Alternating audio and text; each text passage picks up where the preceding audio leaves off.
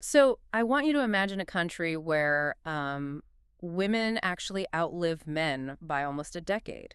Right, which is a huge gap. Yeah, it's massive. And they totally dominate the university system, too. Absolutely. But then, somehow, they hold barely 16% of the political power. It's a real contradiction, yeah. It is. Now imagine that same country has practically eradicated extreme structural poverty. Like almost entirely wiped it out. Exactly, while simultaneously jumping 30 spots past the richest nations on Earth in a brand new measure of human survival. 30 spots is, that's unprecedented. Right. So today we are doing a deep dive into an incredible 30-year audit of one of the greatest developmental riddles on the globe. We are indeed. We're looking at Thailand. And honestly, it completely shatters the usual financial leaderboards that we are also used to staring at. It really does. It forces a total recalibration of how we measure success. Yeah. Because traditionally our view of a country's progress is incredibly one-dimensional. We just look at the money. Exactly. We look at gross domestic product, we look at the sheer volume of skyscrapers, the number of billionaires, the foreign exchange reserves. Which creates this illusion that wealth accumulation is the exact same thing as human flourishing. Right. But it's not. And when you apply a multidimensional lens to a country like Thailand over a 30-year span from 1990 to 2023, you start to see that raw economic output is only a fraction of the story. And that 30-year scope is what makes the data sets we are diving into today so vital. Oh, definitely. We aren't just looking at a snapshot or like a quarterly earnings report here. We have 15 pages of deeply parsed, rigorously tracked United Nations data. It's incredibly comprehensive. Yeah, this audit tracks everything. Yeah. We are looking at how long people live, exactly how many years a child can expect to sit in a classroom. The gender broke down to parliament seats. Yes, all the way down to the exact tonnage of a nation's material footprint and its carbon emissions. It's basically a complete X-ray of a society. Which is so necessary because human development, it doesn't just happen overnight. No, it's a generational project. Right. And the data allows us to trace the actual lived experience of the Thai population through massive global economic shifts. Regional crises, domestic policy changes, all of it. Yeah, we can actually see how monetary wealth either successfully translates or completely fails to translate into better health, greater equality, and environmental resilience. And that resilience is really our core mission for this deep dive. Exactly. We are going to look way beyond the old school economic models. Because here is the ultimate paradox we're going to solve today. Oh, this is the best part. When we add the environment into the equation, when we actually penalize countries for destroying the planet to get rich Thailand's global ranking skyrockets. It's wild. They leap from 78th in raw human development all the way up to 48th globally. A huge jump. So what makes this Southeast Asian economy so incredibly resilient on what we're going to call the green track? Okay, let's unpack this. To understand the green track, or really any of these developmental leaps, we have to establish our baseline first. Right, we need to know where the starting line was drawn. Exactly. So we are going to pull the data back to 1990. 1990, okay. The Cold War is ending. The internet is barely a whisper for most of the world. Set the scene for me. Okay, picture this. If I'm looking at the global ledger, what does Thailand look like on paper back then? Well, on paper, Thailand's Human Development Index, the HDI, was sitting at 0.584. Okay, and for the listener, the HDI is the United Nations composite score, right? Right. It ranges from 0 to 1. And it basically blends three critical dimensions. Which are? A long and healthy life, access to knowledge, and a decent standard of living. Got it. So an HDI of 0.584, what does that actually mean? It put Thailand in the medium human development category. Okay. But crucially, they were actually lagging slightly behind the world average at the time, which was hovering around 0.60. I always struggle with these abstract index numbers. Yeah, they can be dry. An HDI of 0.584 doesn't really give me a mental picture. What did that translate to for the actual people living in Bangkok or working out in the rural provinces in 1990? Let's ground it in the raw metrics then. The gross national income, or GNI, per capita was around $8,478. Okay. And that's adjusted for purchasing power parity in 2021 dollars. Let me jump in there real quick, because purchasing power parity, or PPP, is one of those terms economists love to throw around that can completely alienate people. True. sounds like jargon. Right. Mhm. Just so we're entirely clear, PPP means we aren't just looking at the raw currency exchange rate, right? Correct. Because exchange rates are totally distorted by global markets. PPP means we're looking at what that money actually buys on the ground. Exactly. Like how many bowls of noodles or doctor's visits or bus tickets does that income actually secure in Chiang Mai versus, say, Chicago? That is the perfect way to frame it. It levels the playing field so we can compare actual living standards. Okay, so with a PPP adjusted income of under $8,500. And a life expectancy of just under 69 years. 69 years, wow. Yeah, so 1990, Thailand was a nation in deep transition. That makes sense. They were pivoting aggressively away from a purely agrarian, farming-based economy and stepping heavily into manufacturing and export-led growth. But the social infrastructure, like the advanced hospitals, the comprehensive secondary school networks, that was all still lagging behind the economic engine. Precisely. They were building the factory floor before they had fully built out the university system. That's a great way to put it. But when I look at the line graph of their HDI over these 3 decades, it completely defies my expectations. Outside. Well, I assumed human development would be this slow, boring, 45-degree angle upward, like a steady march of progress. Right, a smooth curve. Yeah, but it's not. It's a stepladder. It really is. You have these long periods of plateau, and then suddenly these massive, almost vertical leaps. And there's one anomaly that practically jumps off the page right around 2014. Ah, the 2014 statistical earthquake. Yeah. What's fascinating here is that the data proves human development is rarely a smooth curve. It happens in punctuated bursts. Right. So in 2013, Thailand's HDI was 0.752. Okay. The very next year, in 2014, it shot up to 0.784. Wow. Yeah. A jump of 0.032 in a single calendar year is incredibly rare in global developmental statistics. I would imagine. It usually signifies a massive systemic investment finally coming to fruition and just totally altering the demographic reality. It's massive.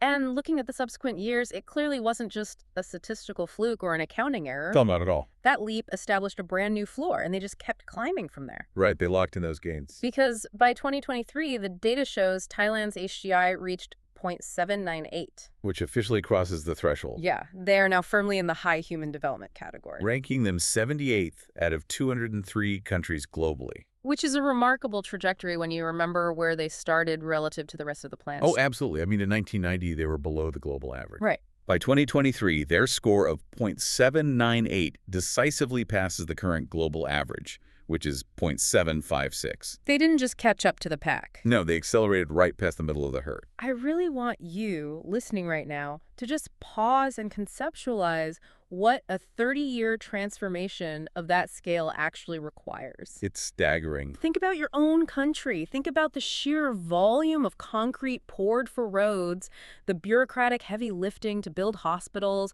the policy debates required to overhaul schools. It takes so much coordinated effort. Exactly. When we casually throw around a term like HDI, it can sound so bloodless. Just numbers on a page. Right.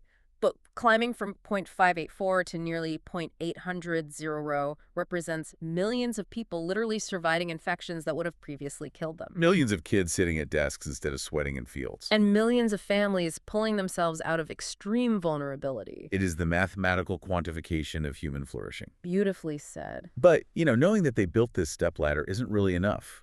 We have to open up the hood. We need to see the engine. Yes, we have to look at the engine room to understand the why behind that HDI growth. Which logically brings us to the great accelerator of any society. Education. Education.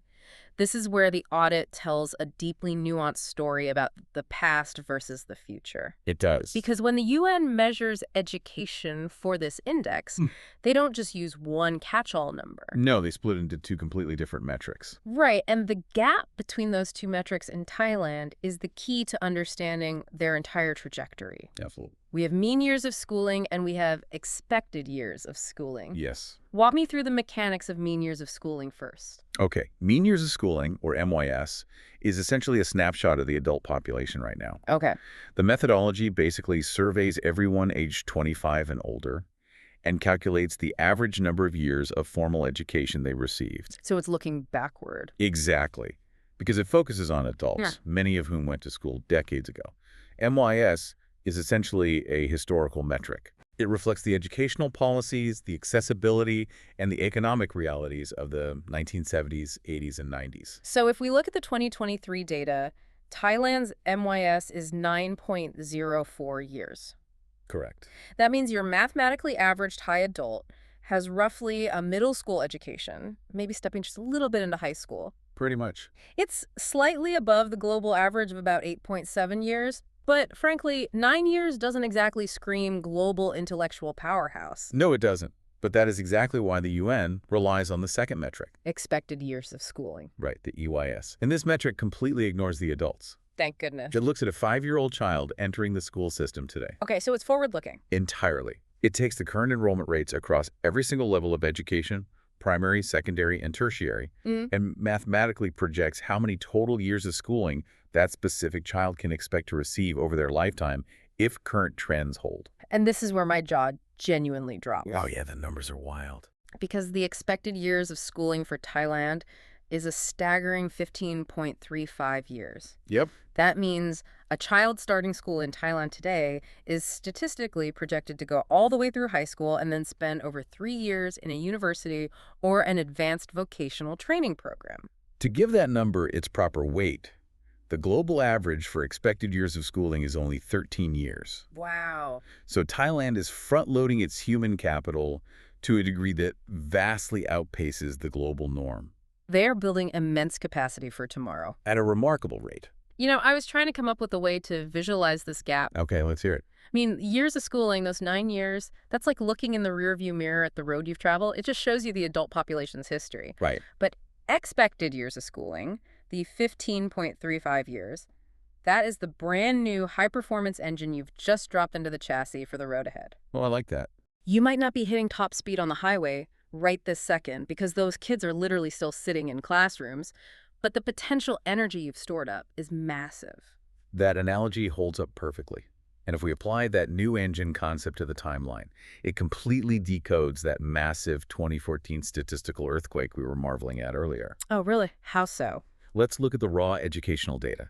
In 2013, Thailand's expected years of schooling was 13.4 years. Okay. The very next year, in 2014, it lived to over 16 years. But wait, mechanistically, how does a whole country's expected education trajectory jump by almost 3 full years in a 12-month period? It seems impossible, right? Did millions of teenagers just wake up one morning and universally decide to apply to college? Not exactly. It's a reflection of how the UN's statistical modeling reacts to massive structural policy implementations. Okay, so a policy shift. Right. When a government aggressively expands educational access, for instance, by heavily subsidizing upper secondary education, mandating longer compulsory schooling, or dramatically expanding student loan funds and university spots, the enrollment rates spike. Ah, okay. And the moment those new enrollment rates hit the ledger, the statistical models that project a 5-year-old's future update immediately. Boom, the number jumps. Exactly. That 2014 spike was the mathematical realization that the gates to higher education in Thailand, particularly out in the rural provinces, had been flung wide open. So they basically inoculated their future economy against stagnation. That's a great way to put it. By forcing that number up in the 2010s, they guaranteed a highly skilled, adaptable workforce for the 2020s and 2030s. Precisely. And a highly educated workforce inevitably alters other demographic realities. Right, because education doesn't just exist in a vacuum. Exactly. It directly impacts public health. Which is the perfect pivot, because you can't have a high-performance engine if the chassis is rusting out. Right. If education is the software of human development, the biological human body is the hardware. And the health data in this audit reveals a massive longevity dividend. It really does. The improvements in baseline healthcare access and quality over the 30-year period are just undeniable. Give me the numbers. In 1990, the overall life expectancy in Thailand was 68.9 years. Fast forward to 2023, and that average has risen to 76.4 years. Wow. They have successfully engineered an additional 7.5 years of life for the average citizen. And 76.4 years is a fantastic achievement on its own, especially when you factor in that the global average life expectancy in 2023 was only 73.4 years. Right, they're beating the global average. A person in Thailand is outliving the global average by a solid 3 years. But There's a but. there is a but. As I was reading through the demographic breakdowns of that 76.4 average, I hit a data point that is genuinely alarming. Oh, I know exactly what you're talking about. There is a massive anomaly hiding inside that success story. You're looking at the gender gap in survival rates. I am. The 2023 data reveals that female life expectancy in Thailand is almost 81 years, It's exactly 80.86. which is phenomenal. Truly world-class. But male life expectancy is lagging incredibly far behind at just 72.1 seen years. Yeah, it's a stark contrast. Now, I know biology dictates that women tend to outlive men globally by about 4 to 5 years. That's standard, yeah. But at almost 9-year difference, that goes way beyond biology. It does. What are the hidden social or occupational forces driving this gap? What on earth is killing the men in Thailand at such a disproportionate rate? It's a crucial question, and it really requires us to look beyond the hospital walls. Okay. When you see an almost 9-year gap, you're looking at deep, systemic, sociological, and economic headwinds that disproportionately affect one gender. Like what? It's a collision of occupational hazards, infrastructure issues, and deeply ingrained lifestyle behaviors. Let's break those down. Occupational hazards first. Thailand has industrialized rapidly over this 30-year period. Yes, they have a massive manufacturing sector, heavy construction, and a huge agricultural base. Which are mostly male-dominated fields. Exactly. These are sectors that traditionally employ a much higher percentage of men in physically demanding, higher-risk roles. So more accidents. Accidents, yes, but also chronic physical wear and tear, exposure to industrial chemicals over decades. All of this shaves significant time off the statistical average for men. And then there's the infrastructure issue, specifically the roads. Ah, yes. Thailand has historically struggled with some of the highest traffic fatality rates in the entire world. It's a tragic statistic. And if I recall the demographic data on traffic fatalities globally, the victims are overwhelmingly young men on motorcycles. That is unfortunately correct.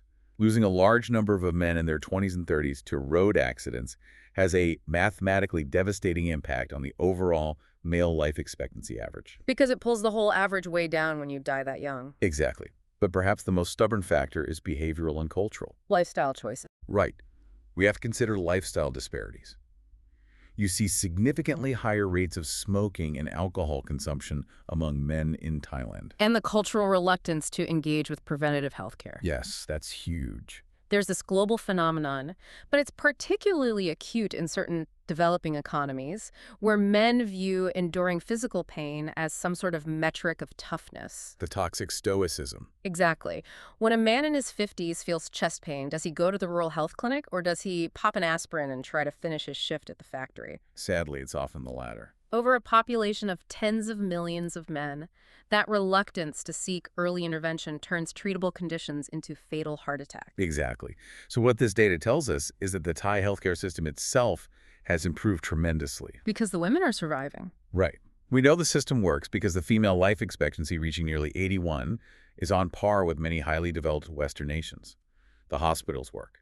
The medicine is there. But the men in Thailand are facing a gauntlet of behavioral and environmental risks that the healthcare system alone cannot easily neutralize. But Now, this incredible female advantage in life expectancy isn't just an isolated health statistic, is it? no, not at all. It acts as a multiplier effect across the entire society, because when you combine that 81-year life expectancy with the massive surge in educational access we just talked about. You hit a societal tipping point. Exactly.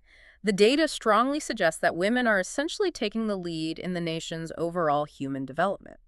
This brings us to a specific metric designed to measure exactly that, the GDI, or Gender Development Index. Okay, break that down for me. The UN uses this to see if the HDI gains we talked about are actually being shared equally. Fair enough. The GDI measures the exact same dimensions as the HDI health, education, and income, but it calculates separate scores for men and women, and then provides a ratio. Walk me through the math of that ratio. How do we read it? It's straightforward. If a country's GDI is exactly 1.0, it means men and women have mathematically identical levels of human development. Okay. If the score is below 1.0, men are experiencing higher development. If it climbs above 1.0, women are mathematically ahead. And for almost all of modern recorded history in virtually every country on the planet, that number has been stubbornly below 1.0. Yes. Here's where it gets really interesting, because the audit shows that in 2011, Thailand's GDI hit 1.005. They crossed the threshold. They crossed it, and it wasn't just a blip. By 2023, the score sits at 1.008, which ranks Thailand an incredible 23rd out of 194 countries globally in gender development. It's remarkable. Statistically speaking, women in Thailand are achieving higher human development than men. And the primary engine driving that GDI crossover is, without a doubt, the education sector. Let's look at those numbers. If we drill back down into the schooling data for 2023, the expected years of schooling for a young woman in Thailand is 15.5 years. Okay. For a young man, it's 15.22. Now, a difference of a few months might seem totally negligible on an individual level. On an individual level, yes, it's just a semester. Right. But spread across a population of millions, that statistical gap means the universities, the advanced vocational training centers, and the professional degree programs are increasingly female-dominated spaces. Wow. Women are the primary engines of Thailand's modern human capital formation. Okay. I'm going to synthesize this, but I also need to play devil's advocate and push back a little here. Go for it. Because this narrative sounds almost utopian on paper. Thai women are significantly better educated, and they live almost a full decade longer. Statistically, yes. But let's talk about the cold, hard reality of economics. Does this statistical advantage in health education actually translate to structural economic power? Are they dominating the boardrooms and taking home the larger paychecks? That is the vital question, and the data provides a very complicated, very frustrating answer. Which is? No, not fully. Why not? And this reveals the great disconnect within the Thai model right now. To see this friction, we have to examine the labor force participation rate, or LFPR. Just to define that for the listener, LFPR measures what percentage of the working age population is actually out there holding a job or actively seeking one, right? Correct. It excludes people who have completely opted out of the formal economy. Got it. Now, despite women possessing higher expected education and a massive longevity advantage, the female labor force participation rate in 2023 was only 60.6%. Okay, and the men? Compare that to the men, who had a participation rate of 76.6%. Whoa, that is a 16 percentage point gap. It is massive. So let me get this straight. Millions of women are going to school longer, achieving higher degrees, and then a huge chunk of them are just dropping out of the formal economy. Yes. Why? What is the mechanism forcing them out? It is the classic agonizing friction between modern educational attainment and deeply entrenched traditional domestic expectations. The care burden. Exactly. You have a highly educated, high-quality female workforce ready to deploy. But the cultural expectations surrounding unpaid care work raising children, managing the household, and crucially, caring for aging parents in a country where life expectancy is rising. Right, because people are living to 76 and 80 now. Exactly. All of that unpaid work still falls vastly disproportionately on women's shoulders. So the society is basically saying, hey, we will educate you to a world-class standard, but we absolutely will not provide the childcare infrastructure or the cultural shift required for you to actually use that degree. That is exactly what's happening. Their economic potential is essentially being left on the table. It's a huge loss for the macroeconomy. It's like a country building a massive fleet of high-performance sports cars and then leaving 40% of them parked in the garage just because no one bothered to build a road to the office. That is exactly the dynamic. They earn the advanced degree, but the societal architecture makes it incredibly difficult, if not impossible, to leverage that degree into a continuous, uninterrupted 40-year career. Because they face career penalties for having children that men simply do not face. Precisely. And this disconnect between achievement and actual structural power leads us perfectly into the darker side of this audit. The shadows. Right, because if we only look at the GDI, which just celebrates the achievements, we get a skewed, overly optimistic picture. We also have to look at those shadows. You're referring to the GII, the Gender Inequality Index. Yes. It's the necessary counterweight to the GDI. While GDI measures achievements, the GII measures disparities, vulnerabilities, and the outright loss of human potential due to gender inequality. What does it focus on? It zeroes in on reproductive health, empowerment, and the labor market. And I want to be entirely fair to the data here.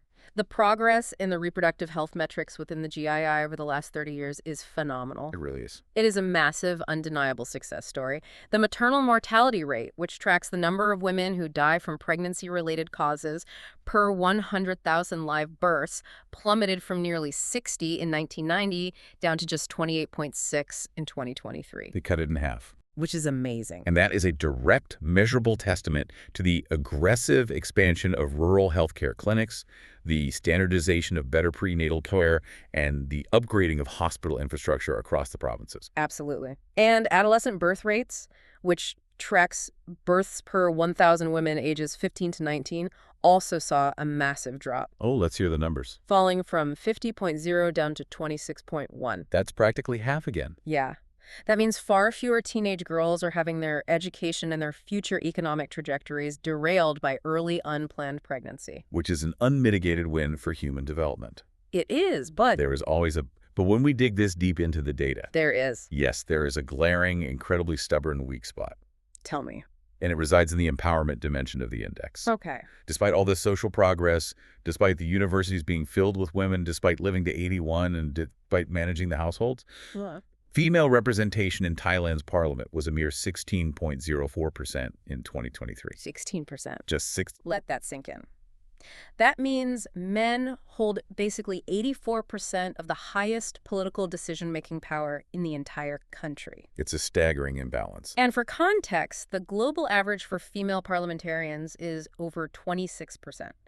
So Thailand is significantly behind the rest of the world when it comes to the ultimate levers of legislative power. If we connect this to the bigger picture, we have to look at how power actually operates. Yeah. True empowerment is multidimensional. You Yeah. can build a world-class healthcare system. You can achieve absolute parity in universities. You can even have women outliving men by a decade. But But if those women are locked out of the specific rooms where the national budget is written, where the labor laws regarding maternal leave are drafted, and where the economic priorities are set, the system retains a deep structural vulnerability. I used to think of this as a glass ceiling, but honestly, that analogy feels too passive for what's happening here. What is a better way? It's more like an operating system. It's like Thailand has upgraded every single component of the societal network, the health hardware, the education software, but the administrative passwords, the root access to the entire system, are still firmly held by the old guard. That's a very accurate way to describe the political bottleneck. It's frustrating. It is. Yeah. Thailand's overall GII rank is 75th globally,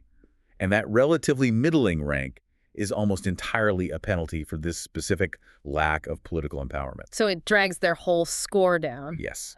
It demonstrates that cultural attitudes regarding who is quote-unquote fit to lead politically are often the very last things to change, lingering long after the economic and educational realities have shifted entirely. And speaking of deeply entrenched realities and the penalties they carry, I want to zoom out from just gender for a second and look at the society as a whole. Sure. Because there is a specific metric in this UN audit that I find absolutely fascinating. It tries to mathematically put a price tag on unfairness. Ah, yes. The inequality-adjusted HDI. Exactly, the IHDI. Walk me through the mechanism of this penalty. Well, the IHDI is arguably one of the most revealing metrics in modern developmental economics.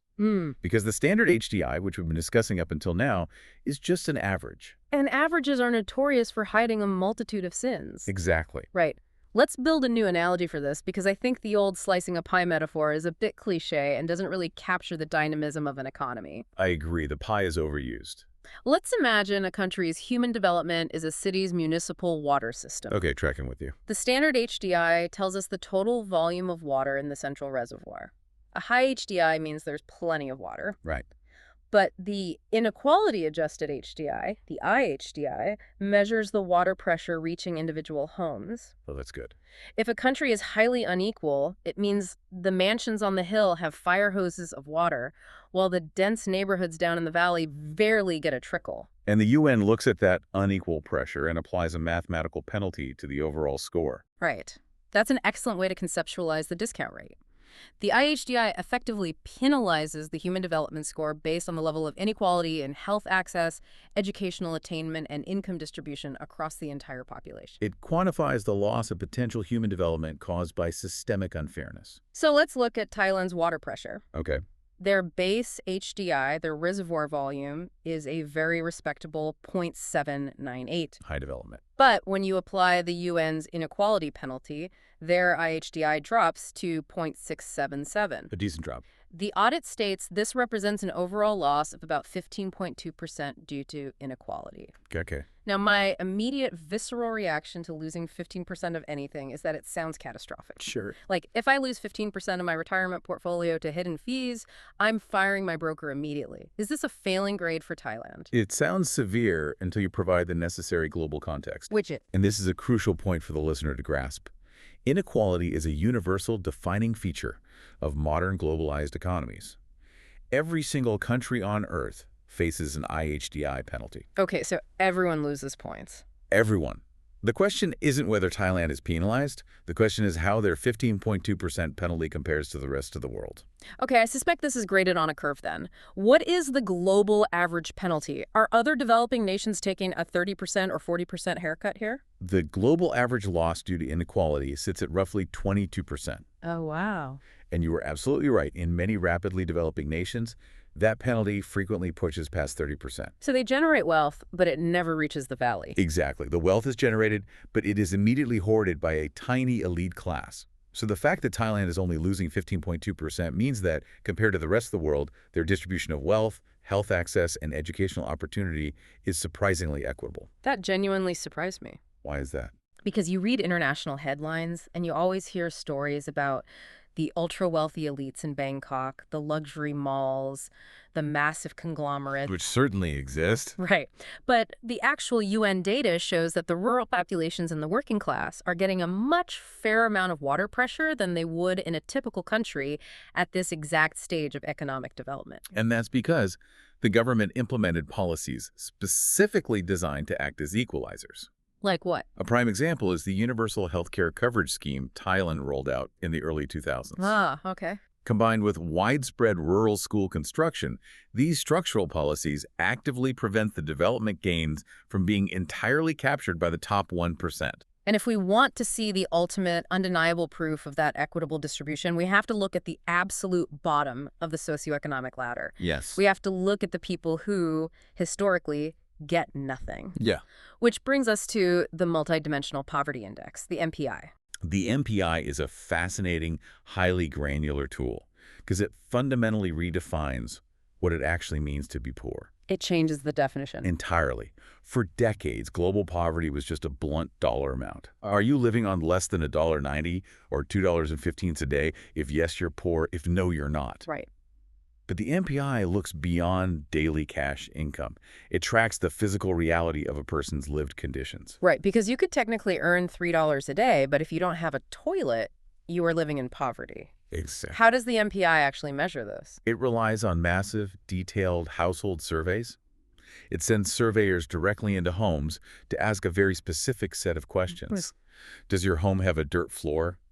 Do you cook using solid fuels like wood or dung, which causes severe indoor air pollution and respiratory failure? Oh, wow. Do you have access to a sanitary toilet? Do your school-aged children actually attend school, or are they out working? Do you own basic assets like a bicycle, a radio, or refrigerator? So it measures deprivation, not just a bank balance. And Thailand's performance on this specific metric is nothing short of a governance miracle. The numbers are incredible. The data shows Thailand's MPI value is an incredibly low 0.002. Practically zero. Only 0.5% of the population, half of 1%, is classified as multidimensionally poor. Out of a sample of 14 peer countries tracked in this specific metric, Thailand ranks #1. They have essentially eradicated the extremes of structural poverty. It's amazing. It is a monumental achievement in infrastructure deployment. Mm-hmm. It means the era of vast swaths of the Thai population living in the dark without electricity, drinking unsafe water, or lacking basic sanitation is effectively closed. But I want to push back on this, or rather push deeper into the reality of that number. Okay, let's hear it. Because if you have practically eliminated poverty, if you're down to just 0.5%, what does that remaining 0.5% actually look like? Who are these people and why are they still trapped when 99.5% of the country has moved on? You are identifying the brutal challenge of the last mile of poverty eradication. It's always the hardest part. Always. And the beauty of the MPI data is that it breaks down exactly what is keeping that final 0.5% in deprivation. What does the breakdown look like? When you analyze the composition of Thailand's remaining multidimensional poverty, 30.7% of it is driven by a lack of years in schooling. and 23.7% is driven by nutritional deficits. Wait, so it has absolutely nothing to do with lacking electricity or running water? Not anymore. The data explicitly shows that a lack of electricity contributes practically 0% to the current poverty index in Thailand. Wow. They built the grid. They solved the macro infrastructure problem. So what's left? The poverty that remains is highly localized, deeply human, and often generational. Give me an example. It is the elderly person in a remote mountainous village who never had the chance to go to school in the 1960s and who is now isolated and struggling to secure proper daily nutrition. Oh, I see. So the entire strategy of the government has to completely pivot. You can't just authorize another hydroelectric dam or lay more high-voltage power lines to fix this. Fighting poverty in Thailand today requires a sniper rifle, not a shotgun. Precisely. It transitions from macro infrastructure engineering to micro-social work, Like what kind of work? delivering specialized, nutrient-dense meals to isolated elderly populations, creating highly targeted adult literacy programs. It's the difference between building a highway and driving an ambulance down a dirt road to a single house. That's a perfect analogy. And the fact that Thailand has reached the stage where they only have to worry about the micro-social work is a profound testament to the success of the previous 3 decades. It really is.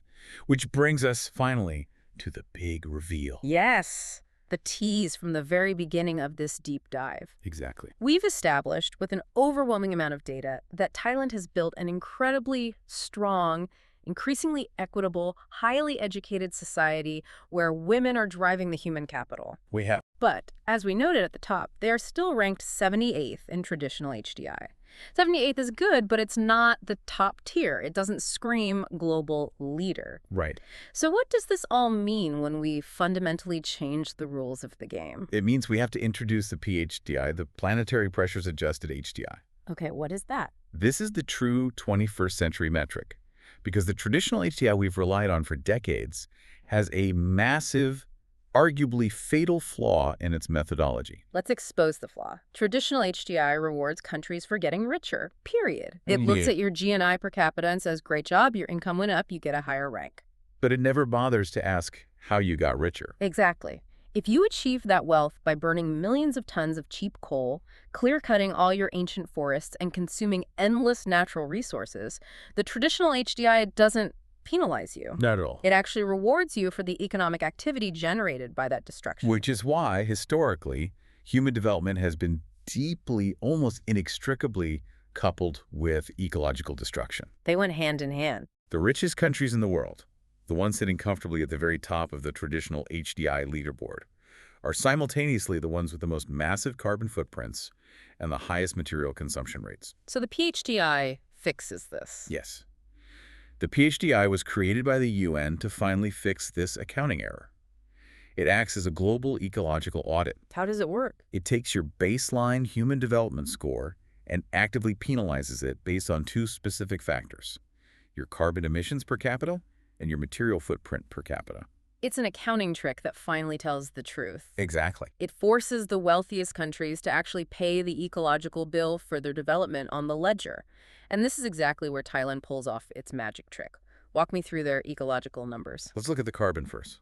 The global average for carbon emissions is around 4.54 tons per capita. Okay, Thailand is sitting significantly below that at just 3.6 tons. that's a good margin. Then we look at the material footprint, which measures the sheer physical tonnage of raw materials, biomass, fossil fuels, metal ores, and non-metallic minerals extracted to meet domestic demand. Basically everything they dig up and cut down. Right. The global average is about 12.71 tons per capita. Thailand is at 11.5 tons. I want to focus on that material footprint for a second. 11.5 tons still sounds like a lot of stuff, but what does that actually mean in the context of global development? How does that compare to the heavy hitters? It's remarkably efficient. To give you context, many of the highly industrialized Western nations that dominate the top 20 of the traditional HDI rankings have material footprints exceeding 25 or even 30 tons per capita. Wow, double or almost triple Thailand's footprint. Exactly. Their societies require a massive, constant influx of physical resources just to maintain their standard of living. So when the UN applies this planetary pressure penalty to every country in the world, the heavy industrial giants take an absolute beating on their scores. They fall precipitously down the leaderboard because their wealth is so carbon heavy. Makes sense. But Thailand, because its ecological footprint is relatively light and highly efficient for its level of development, suffers a much smaller penalty. So they hold their ground. Better than that. They manage to maintain their core high human development status while the giants around them stumble. And the mathematical result is staggering. Let's hear the jump. Thailand jumps an incredible 30 places in the global rankings.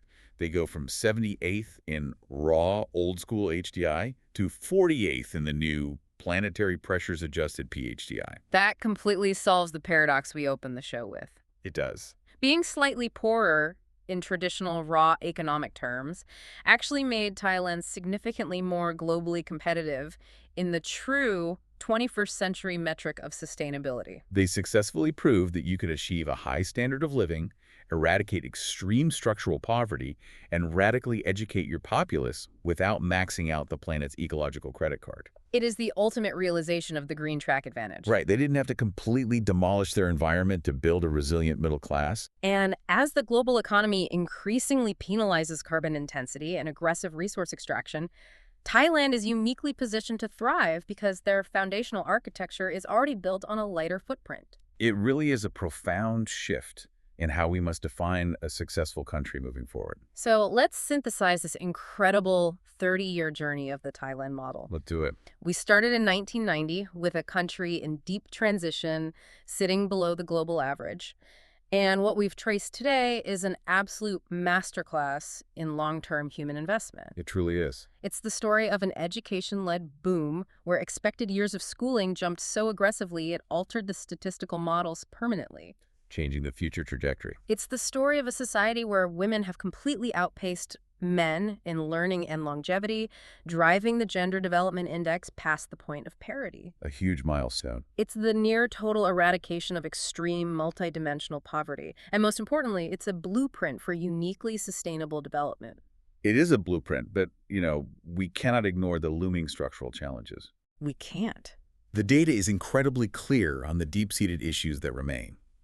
The failure to translate that incredible female educational and longevity advantage into actual political and economic power. The 16% parliament problem. Exactly. That is a major structural flaw that limits their potential. And the poverty pivot. Right. The urgent need to pivot from building basic infrastructure to providing hyper-targeted nutritional and educational interventions for that final 0.5% in poverty. That will require a completely different, much more nuanced style of governance. Because the easy macro-level gains have been made. The next phase of development is always much harder. The next phase requires a scalpel, not a sledgehammer. Very true. But the data shows they have built the engine for it. And that brings me to a final thought for you, the listener, to ponder long after this deep dive ends. It's a big question. We've spent the last hour dissecting data sets, evaluating indices, and arguing over global rankings. But I want you to step back and look at the underlying philosophy behind these numbers. Look at the big picture. If true human development isn't just about how much stuff we consume, but rather how equitably we share it without destroying the earth we rely on, is it possible that the future blueprints for a successful human civilization won't be written by the wealthiest, hyper-industrialized superpowers we traditionally idolize? It's a paradigm shift. Is it possible that the real future is being written right now by countries like Thailand, who are quietly, steadily winning on the green track? It's a question that every developed and developing nation on Earth needs to ask itself before the planetary bill comes due. Because suddenly that old diagnostic X-ray we relied on for decades, the one that just looks for raw GDP and billionaires, it doesn't show the whole picture anymore. We have to look at the muddy waters, the equity, the sustainability, the actual human lived experience. Thank you so much for joining us on this deep dive. I encourage you to look at your own country's invisible data with this completely new perspective. See you next time.